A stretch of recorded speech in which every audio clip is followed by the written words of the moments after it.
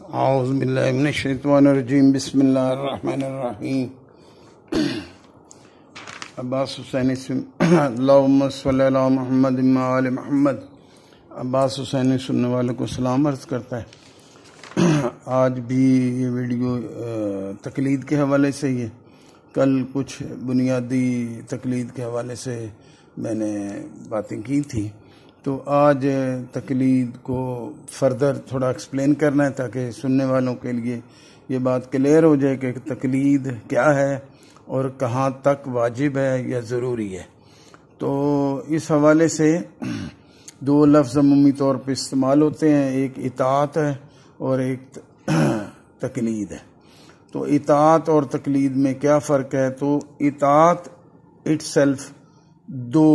اس کی قسمیں ہیں، ایک اطاعت مطلقہ اور ایک اطاعت مقیدہ۔ اطاعت مطلقہ کا مطلب ہے کہ کلی اطاعت، اس میں آپ کو آگے کوئی چون چراں یا کوئی جواب یعنی کہ نفی کرنے کی آپ کو اجازت نہیں۔ یہ اطاعت معصوم کی ہوتی ہے، یعنی کہ انبیاء کی اطاعت ہے۔ تو ہم میں چونکہ نبی پاک کے بعد ہمارے 12 امام معصومین اور بی بی پاک معصوم ہیں، تو ان کی اطاعت بھی اسی طرح ہی ہوگی جیسے نبی پاک کی اطاعت ہے۔ جبکہ اہل سنت میں چونکہ حضور کے بعد کوئی بھی معصوم نہیں ہے، تو ان کا خلافت کا ہے جو کہ پہلے حضرت ابوبکر اور پھر یہ خلفائے راشدین، بہرحال وہ ان کی اطاعت کرتے ہیں لیکن ان کو معصوم نہیں جانتے، تو اس لیے اس میں اختلاف رائے کی گنجائش ہے۔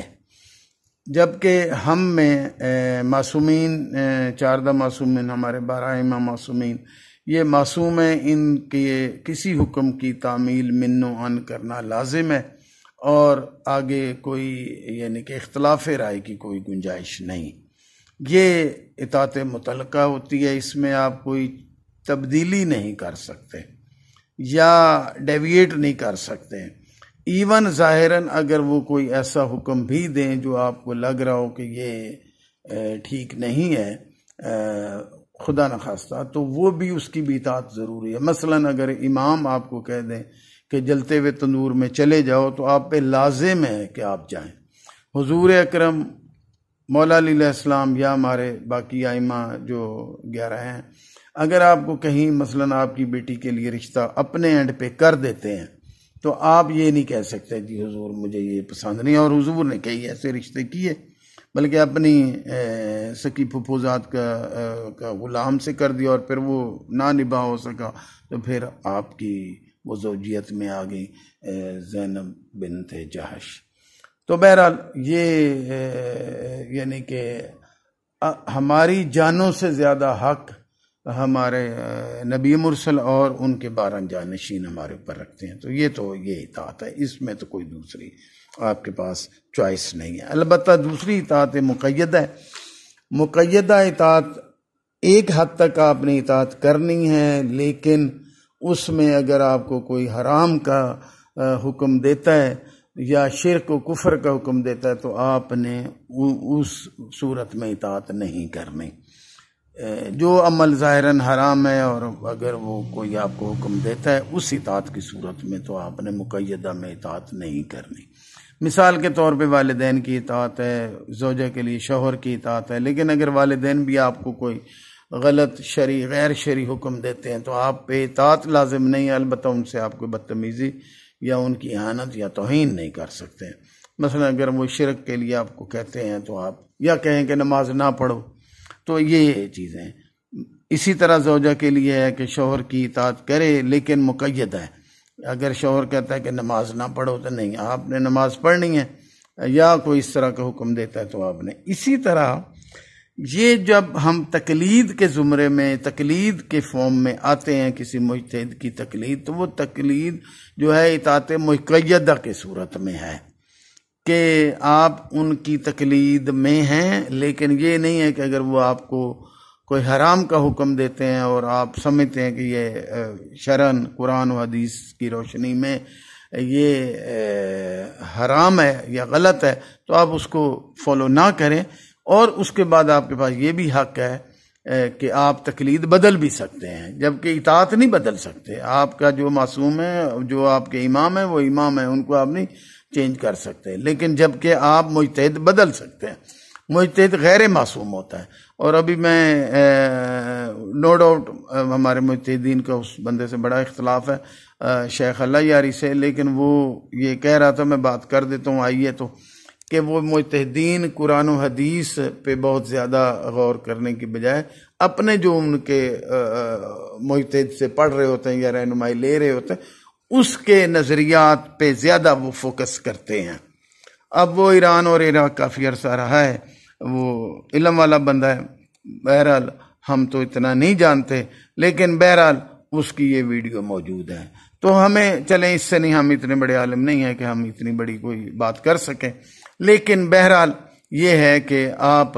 مثلا جیسے میں ایک دو مثالیں، شیعہ زکوٰۃ نہیں دیتے، تو آپ زکوٰۃ دیں، مجتہد کہتا ہے نہ دو، تو وہ اس پہ علیحدہ بات ہوگی، لیکن اسی طرح مجتہد کہتا ہے حرام مال پہ خمس دے دو تو وہ جائز ہو، تو حرام پہ کوئی صدقہ دیا ہوا اللہ تعالیٰ کی ذات قبول ہی نہیں کرتی، وہ قرآن پاک کا فیصلہ ہے۔ اب مجتہد میں جیسے متحد جیسی بغیرتی ہے، تو اس کو میں ابھی پڑھ رہا تھا، ہماری کتاب میں لکھا ہوا ہے کہ اردو میں بھی پڑھ لیں، بھائی کون سا نکاح اردو میں ہوتا ہے، بھی اپنی زبان میں پڑھ لیں، تو یہ اس طرح کی فضول سی باتیں، تو پھر ایسی صورت میں تقلید کوئی ضروری نہیں ہے، چونکہ آپ سمجھ رہے ہیں آپ اپنی زکوٰۃ دے سکتے ہیں، آپ جیسے وہ کٹھی نمازیں پڑھوا رہے ہیں سارے، تو پتہ نہیں کب سے پڑھوا رہے ہیں، تو بہرحال آپ علیحدہ علیحدہ پڑھیں، تو کوئی ضروری نہیں آپ مجتہد کی تقلید کریں، یہ مجتہدوں نے بنایا ہوا، ائمہ طاہرین یا حضور نے یا اللہ کریم نے کوئی ایسا حکم نہیں دیا۔ بہرحال یہ اختلافی مسائل ہیں، آگے انشاءاللہ آئیں گے۔ اسی طرح اب ایک اور شوشہ نیا چلا ہے، بہرحال وہ میں شوشہ ہی کہوں گا، وہ ہے ولی فقی۔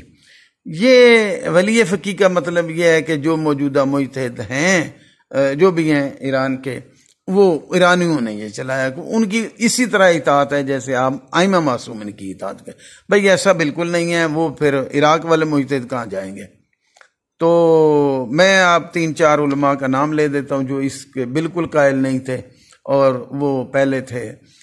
مولانا علامہ علی نقی نکن صاحب انڈیا میں، لکھنؤ والے، وہ قائل نہیں تھے۔ علامہ مفتی جعفر حسین قائل نہیں تھے ولی فقی کے۔ شیخ الجامع علامہ اختر عباس صاحب قائل نہیں تھے۔ مجھے ان دونوں بلکہ میں نے ان کو بھی لائیو سنا ہے، نکن صاحب کو بھی، اور ان دونوں شخصیات سے تو میری ذاتی ملاقات بھی رہی ہے، ان کی قدم بوسی کا مجھے شرف ملا ہے، تو وہ قائل نہیں تھے۔ تو بہرحال اگر یہ اتنی ضروری چیز ہوتی تو پھر ڈیفینیٹ اتنے بڑے عالم اور وہ قائل ہوتے، اور پھر عراق والے مجتہد کہاں جائیں گے؟ تو اگر سب پہ لازم ہے کہ وہ ان کی تقلید اور ان کو ولی فقی مانیں اسی طرح، تو وہ پھر مجتہد تو سارے ختم ہو جائیں گے نا، ان کی حیثیت ہی ختم ہو جاتی ہے۔ تو بہرحال لیکن ایک بات چھوٹی سی ہے کہ بعض اوقات میں بعض معاملات ایسے آتے ہیں جس میں آپ کو اپنے مجتہد یا عالم کو ولی بنانا پڑتا ہے، وہ پھر انشاءاللہ زندگی رہی تو کوئی مسائل ایسے آئیں گے، تو اس میں تو اس کا یہ مطلب نہیں ہوتا وہ آپ بناتے ہیں، جیسے طلاق ہے یا اس طرح کے ایشوز ہوتے ہیں، تو لیکن اس کا یہ مطلب نہیں ہے کہ آپ ان کو اس لیول پہ لے جائیں مجتہد کو کہ وہ امام کے برابر ان کی تقلید اطاعت ہے، تو ایسا نہیں ہے۔ ان سے اختلاف ہو سکتا ہے، اور ہے بھی، بہت سارے مجتہدین کو ان کی کئی فتاووں سے اختلاف ہے، تو وہ کوئی علاوہ ازیں ایک چیز اور ہم میں چیز سرایت کر گئی، ہم میں بھی کر گئی اور اہل سنت میں پہلے ہی، وہ ہے غیر مقلد۔ یہ جو لفظ ہے نا غیر مقلد، یہ کوئی لفظ نہیں ہے، میں نہیں سمجھتا کہ کوئی بندہ غیر مقلد رہے کہ دین پہ عمل کر سکتا ہے، ایسا نہیں ہو سکتا۔ وہ فرض کریں اہل سنت میں 4 فقہ کے امام ہیں، ان اماموں کو نہیں مانتا ہوگا، کسی اور کو مانتا ہوگا، جیسے اہل حدیث ہیں کہہ رہے ہیں ہم غیر مقلد، لیکن امام ابن تیمیہ کو مانتے ہیں یا کسی اور کو مانتے ہیں، اسی طرح حدیث کو مانتے ہیں، پھر آپ حدیث کا مقلد ہو گئے، غیر مقلد تو نہ رہے۔ اسی طرح ہم شیعوں میں بھی ایک چیز چل گئی ہے، ایک وہ اصولی اور اخباری، وہ بھی انشاءاللہ پھر بات ہو جائے گی، تو اس میں بھی وہ کہتے ہیں ہم غیر مقلد ہیں۔ بھائی غیر مقلد آپ کیسے ہیں؟ آپ حدیث کو مان رہے ہیں، ائمہ کے فرامین کو مان رہے ہیں، آپ تو آپ غیر مقلد تو نہ رہے نا، آپ کسی نہ کسی حدیث کی تقلید کر رہے ہیں، ائمہ کے فرامین کے تقلید تو کر رہے ہیں، لیکن بہرحال یہ ہے کہ آپ کسی مجتہد لیکن جدید مسائل میں پھر آپ کیا کرتے ہیں؟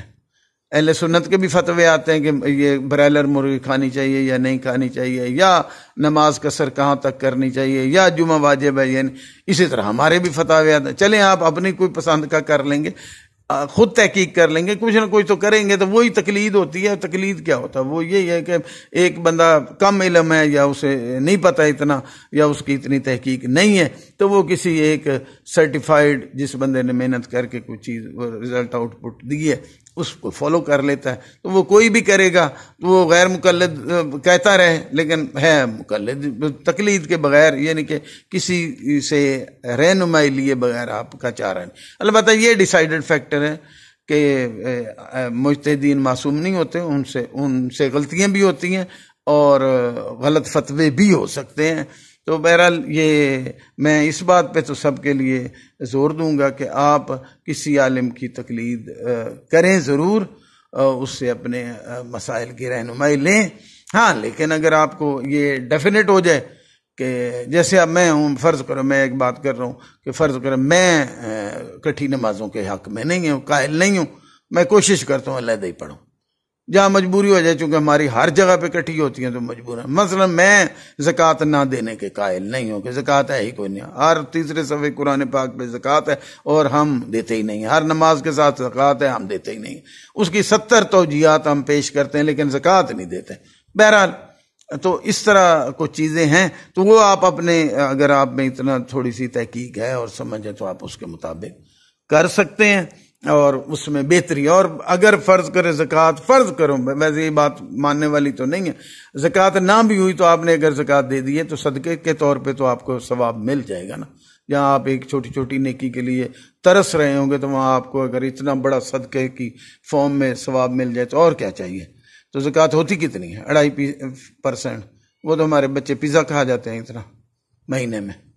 تو یہ چیزیں چھوٹی چھوٹی، بہرحال تو کم از کم جدید مسائل میں ہمیں رہنمائی لینی پڑتی ہے اور بڑا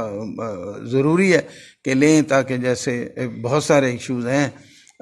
تو وہ ان کو سولو کرنے کے لیے تو میں ریکمینڈ کروں گا کہ آپ تقلید ضرور کریں، لیکن اس میں جو چیزیں آپ کو قرآن حدیث بین ہیں احکامات، ان کے اگر خلاف کوئی چیز جاتی ہے تو آپ بے شک وہ نہ کریں، کوئی ایسا ضروری نہیں۔ ایک مقیدہ اطاعت ہے، مقیدہ کے یعنی کہ ایک حد تک اس کو رہیں تاکہ آپ کو رہنمائی ملتی رہے۔ لیکن اگر آپ میں اتنا علم کا لیول ہے کہ آپ کوئی بھی ڈیسیژن خود لے سکتے ہیں اور آپ میں اتنا علم ہے تو پھر تقلید کی ضرورت بھی کوئی نہیں ہوتی۔ بہت سارے ہمارے علماء ہیں، ایسے عالم ہیں، لوگ علم رکھنے والے ہیں، وہ نہیں کرتے تقلید، وہ کہتے ہیں ہم خود دین کے معاملات کو سمجھ سکتے ہیں، تو ٹھیک ہے، تقلید کو اس طرح پھر ضروری بھی نہیں، لیکن عام لوگوں کے لیے۔ اسی کے ساتھ میں آپ سے اجازت چاہوں گا۔ فی امان اللہ، اللہ کریم ہمیں دین مبین اسلام سمجھنے اور اس پہ عمل کرنے کی توفیق عطا فرمائے، آمین ثم آمین۔ فی امان اللہ۔